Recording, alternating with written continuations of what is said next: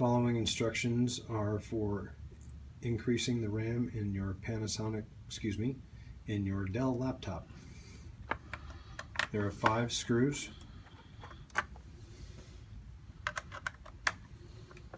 Top left, top right, down that side, and in the center.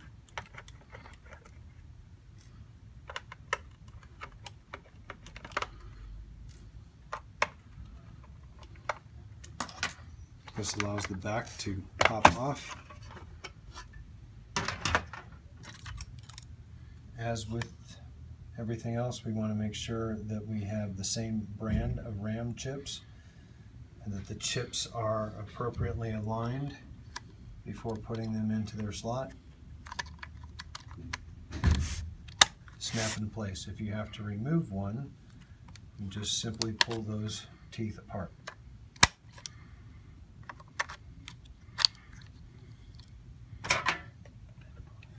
And one note, there's small hinges that slot into holes in the back to allow a smooth close, and then put the screws back.